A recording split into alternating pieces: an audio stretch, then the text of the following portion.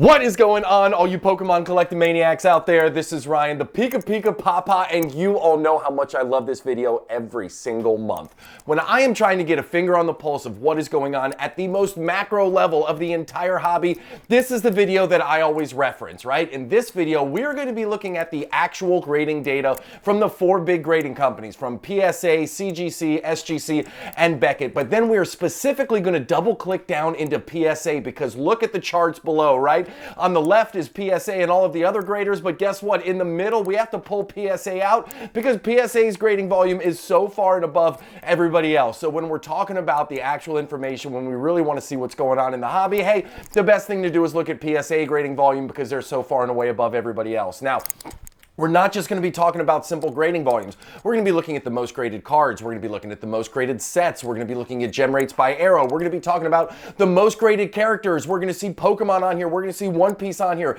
English, Japanese. It is just incredible the amount of data that comes out of this video, and that's what gets me so excited. Now, I am always positive. I am always bullish. I am a big, big believer in the long-term prospects of the Pokemon investing and collecting space. But guess what? There's some information in this video towards the end which gives me a little bit of pause, right? Some stuff we're going to have to keep an eye on because things are moving not as they have in years past, and we certainly have to be aware of that. So with all of that being said, before I get into the meat and potatoes of this video, I just wanted to take a quick moment and pause and just say how thankful I am for each and every one of you out there. This channel just passed 5,000 subscribers, and I always say this channel exists for you. You all are incredibly positive. You all provide incredible feedback. You challenge me to be better with every single video. You provide me with great ideas. A lot of my content comes straight from you, and I cannot possibly tell you how thankful I am. Now, while I can't possibly tell you that, I'm hoping to show you because I am going to do a contest. I don't do a lot of contests here. I believe in sticky subscribers. I want people who want to be here because of the content, not because I'm offering $4,000 if you hit the subscribe, like, and comment button down below.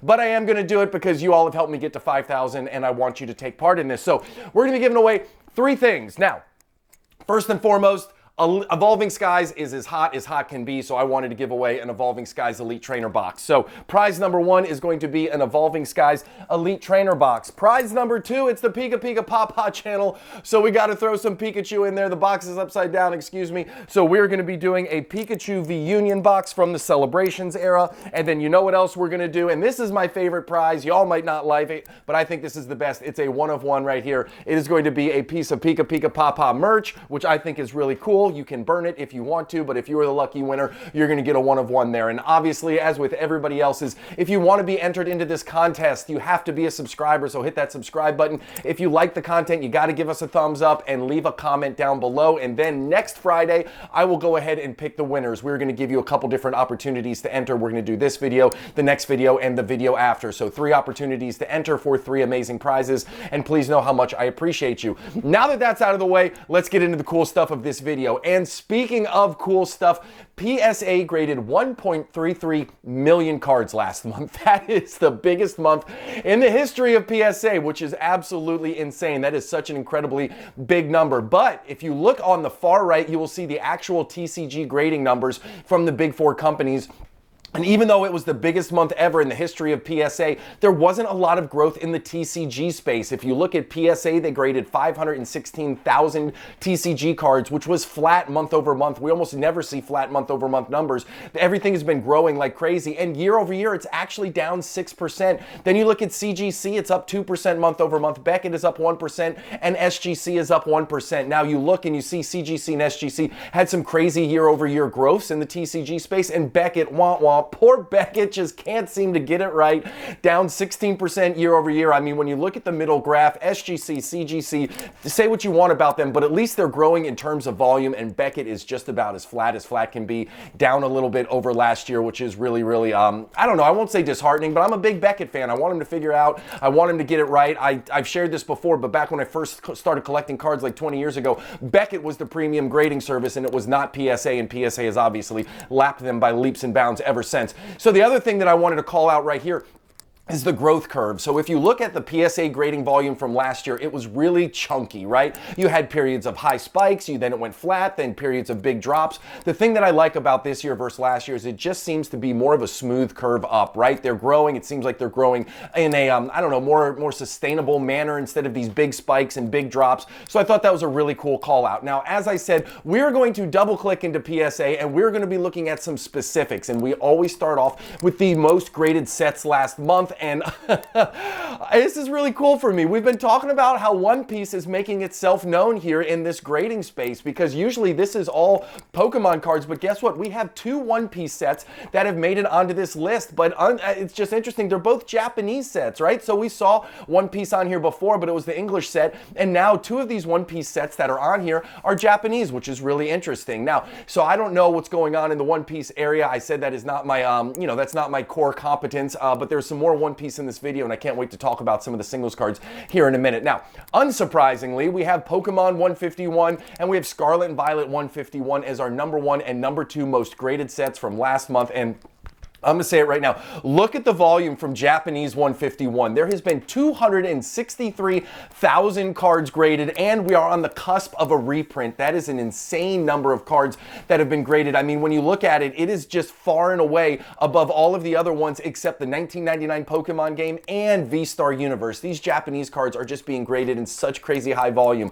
I'm going to do a whole video on Japanese 151 and what I think the reprint is going to do, and I've got a lot of cool data. I've already put the slides together, and I can't wait to share that with you. So it's really, really interesting. I was also excited to see Paldean Fates making an appearance here on this slide. Like, it's nice to see that it's getting some love. And if we're going to talk about really, really high graded sets, look at the US Crown or English Crown Zenith set down there below. There's been almost 165,000 English Crown Zenith cards graded. That is a number we don't typically see on the English side of things. That is incredibly high. That is just absolutely huge. We know the Crown Zenith was a wildly popular set. We know the pull rates were really awesome. We know there's some awesome art in there. So it's really interesting to see almost 165,000 of them have been graded. Just some crazy high grading numbers. Now, we're going to get into the most graded cards. And anybody who was worried about supply of Pikachu with gray felt hat, you can put that concern to bed. Like, there has been almost 32,000 Pikachu with gray felt hats graded at PSA, and actual last month's grading volume was up 2% versus the previous month. That is insane. I mean, if you just go down the list,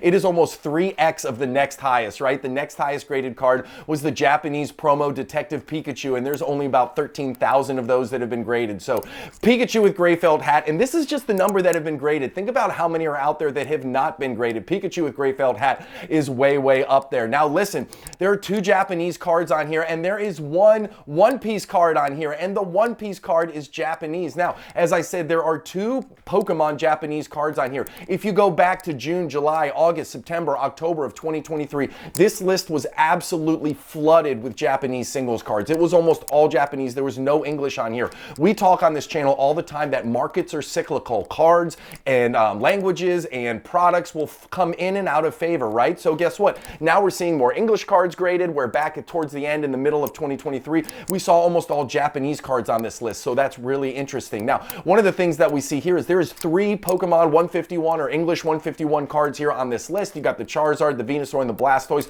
which is really interesting. And then we have 3 Charizards on this list, which, hey, listen, the Charizard was, I mean, from the most graded character, it was number 2 for a long time. Now, last month it was able to jump up to the number 1 most graded character in the TCG space. We're going to have to see in a couple slides if it was able to retain that title. But I do love seeing a lot of grading activity in the Charizard space. Charizard's the big name in the space, so when I see a lot of them on this list, it makes me feel really, really good. Now, as I said, there's something in this whole video that has me a little bit, I won't say concerned, but certainly made my eyes wide open as soon as I saw it, and that was this graph right here, and I'm going to walk you through what it is if you haven't seen this video before. So essentially on that graph, the blue line is the total number of baseball, basketball, and football cards that are graded by month. I combine those two, or those 3, into one number, and then the red line is the total number of TCG cards that are graded in the same month, because I have had this theory that TCG is way more popular. TCG is much bigger. I think TCG grading volume, I think TCG popularity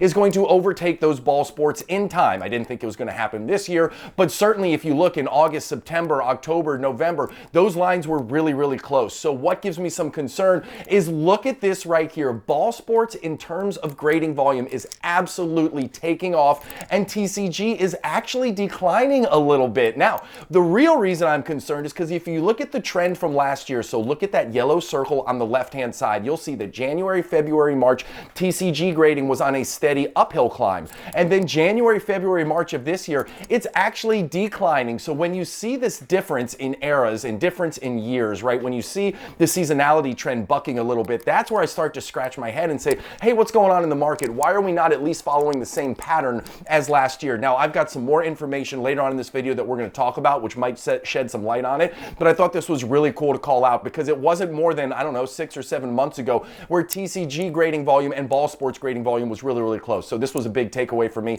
And again, I'm not panicked on it, but it is something I'm going to keep an eye on in the months ahead. So I told you that Charizard had regained Supreme last month, coming in at number 1. He displaced Pikachu, and 2 months in a row, he remains at number 1. But the big story for me, and I have been keeping an eye on this, and I think it's really, really cool, is the Monkey D. Luffy, right? I love seeing One Piece ranked so high on this list. I love that people are out there finding other products to invest in and buy in, and obviously have a lot of faith in the future because they're getting a ton of it graded. So 4 or 5 months ago, Monkey was at number 11, then to number 6. Last month was number 4. And this month he has retained that number 4 spot. And the other thing that's really exciting about One Piece is, guess what? You got Nami there. Last month she was at number 11. This month she's at number 11 again. So again, I just think that's really cool. I think it just speaks to the overall strength of the TCG space as a whole. Now, from the Pokemon list, besides Charizard being number 1 and Pikachu being number 2, not a whole lot changes there. The big thing is that Squirtle fell off the list and Zapdos came back on. That is no surprise to us. Zapdos has a very, very strong spot on this list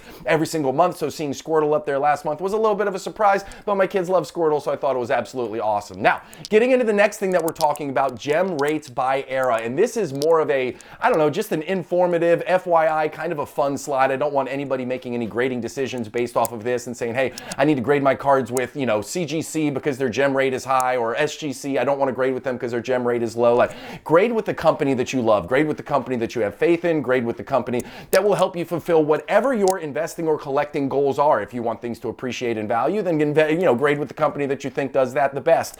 But I will say, we have never seen a gem rate higher than 80%, and Beckett came in with a TCG gem rate of the 2020s at 85.4%. Now, Beckett is traditionally higher than everybody else because people are black label chasing, right? People are sending the best of the best to Beckett because they want to get those coveted black labels. But guess what? 85% is just about, it is as high as we've ever seen across any other company. And CGC had a big jump last month. They're traditionally in the 50% range, but this month they're almost at 63%. So really interesting to see these changes over time. And again, listen, take it with a grain of salt. This is more of a fun slide, but I enjoy sharing this information with you, and I think it's really cool to look at how the different companies and different eras end up with gem rates. So as I said, this is kind of the deep dive into what I was talking about earlier about the regression in the TCG graded space. And hey, listen, you got to own it. You got to say it is what it is. TCG grading is down. It's not a bad thing. It's not a good thing. It's just a thing, and it's something that we have to be aware of. I talked about seasonality, and this is what I really wanted to highlight, because in this one,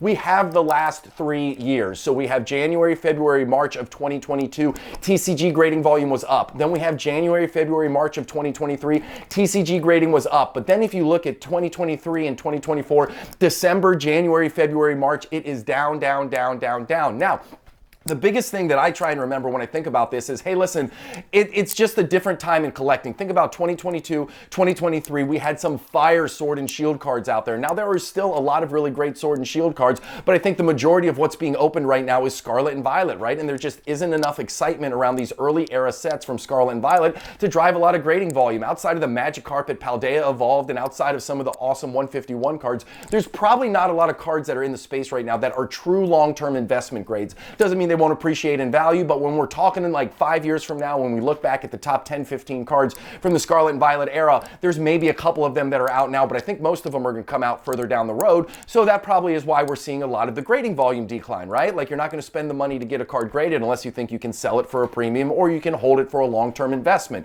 So this is something that I want everybody to keep an eye on. My hope is that next month we see a spike in the TCG grading volume. I think that we're going to see it. I think that we're going to have some awesome sets coming out at least towards the end of this year and certainly at the beginning of next year, which I think is going to correct things. But again, one of the value things of doing this every single month is, hey, when we get to next year, we're going to be able to see how it performed January, February of 2024. We'll be able to compare it to 2025, and I think that's going to be really awesome and really impactful and will give us an idea of how the market is moving as a whole. So, with that being said, I always say this, and I think it's critically important to understand, a strong card market in general, not just TCG, not just baseball, basketball, football, but a strong card market in general is good for all of us. There will be times where ball sports are the hot thing and everybody's investing in that. Then it'll rotate out. It'll be a time where Pokemon, One Piece, Lorcana, TCG cards, like that is the hot space. But overall, I just want people out there to think card investing and buying is cool. I want them to think it's fun. And when I see that PSA grading volume is at an all-time high last month of 1.34 million cards graded, it makes me feel really, really good. The other thing that I wanted to call out, we talked about the regression in the TCG space. Well, in quotations, you'll see that in this video last month, I said, I am hoping to see a big spike in March. We need to see a big spike in March to let us know that the overall grading trends are moving as they should. And did we see a big spike? PSA delivered with the biggest grading month ever, which is absolutely cool. And then what I always say is, listen, fortunes are made in down markets. Do not let short-term price movements or price changes prevent you from making a great investment and buying decision. If you think something has great long-term price appreciation value on it and it's at a wonderful price, go ahead and pick it up. Just because something's cheap doesn't mean it's a great investment. So you got to make sure you do your due diligence and you understand what you're getting into. But hey, listen, if there is any kind of market downturn, if some cards are coming out a little bit soft, then guess what? That is a buyer's market all day long. So with that being said, if you made it to the end of the video, we have some great reasons to subscribe, thumbs up, and comment. We got 3 awesome prizes that we're going to be giving away. So if you haven't done it yet, hit that subscribe button. If you like what you see, give us a thumbs up. And as always, if you have questions or comments, drop them down below. Thank you so much. I hope you have an epic one, and I appreciate you more than I can say. Talk to you later, everybody. Bye.